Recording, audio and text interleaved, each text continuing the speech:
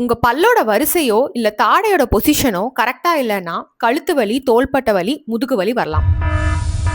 நார்மலா மேல் தாடையும் கீழ்த்தாடையும் இந்த பொசிஷன்ல தான் இருக்கும். கீழ்த்தாடை சம்டைம்ஸ் நார்மல் பொசிஷன்ல இல்லாம கொஞ்சம் பேக்கா பிளேஸ் ஆகியிருக்கும் போது டங்குக்கு ஸ்பேஸ் இல்லாம அது தொண்டை பகுதிக்குள்ள இன்டரப்ட் பண்ணி மூச்சு குழாயை பிளாக் பண்ணிட்டு இருக்கும். இதை காம்பன்சேட் பண்றதுக்காக நம்ம ஹெட் ஃபார்வர்டா ஷிஃப்ட் ஆகும். இதனால நம்பர் 1, இந்த பொசிஷனை மெயின்டைன் பண்றதுக்காக உங்க நெக் மசில்ஸ் 3 மடங்கு எக்ஸ்ட்ராவா வேலை பார்க்கும். இதனால நெக் பெயின் வரும்.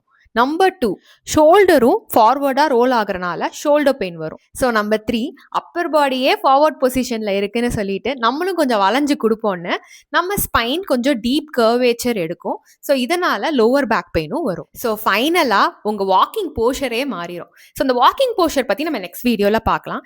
இதுக்கு ட்ரீட்மெண்ட் என்ன அப்படின்னா, குழந்தையிலேயே தாடை வளரும் போதே இந்த ப்ராப்ளமை கரெக்டான டைம்ல நோட்டீஸ் பண்ணி தாடையை கரெக்டான பொசிஷன்ல வளர வச்சிடலாம். ஸோ உங்க ஆர்த்தடான்டிஸ்ட் கிட்ட உங்க கிட்ஸை ஒரு 7 to 11 இயர்ஸ்க்குள்ள ஒரு செக்கப்புக்கு கூட்டிட்டு போங்க.